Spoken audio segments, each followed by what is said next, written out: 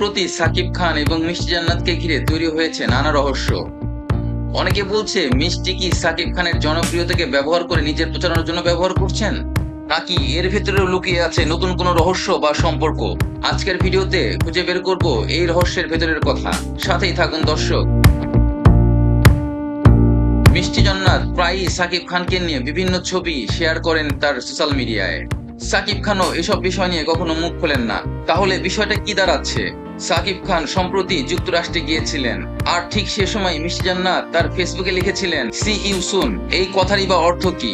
আর এসব আলোচনার মধ্যে মিষ্টি জান্নাত একটি মিডিয়াকে বলেছেন, এসব নিয়ে সাকিব খানকে প্রশ্ন করুন, আমাকে এসব প্রশ্ন করার অর্থ কি? মিষ্টি জান্নাতের সরাসরি কথা, যদি আমাকে এবং সাকিব খানকে নিয়ে যদি কিছু জিজ্ঞেস করারই থাকে তাহলে সরাসরি তাকেই জিজ্ঞেস করা ভালো। মিষ্টি জান্নাত আরো বলেছেন, আপনারা আমার কথা কোনো সময় বিশ্বাস করেন না, অতএব সাকিব খানকে জিজ্ঞেস করুন যে আমার আর তার ভিতরে সম্পর্কটা কি, উনি ভালো উত্তর দিতে পারবেন।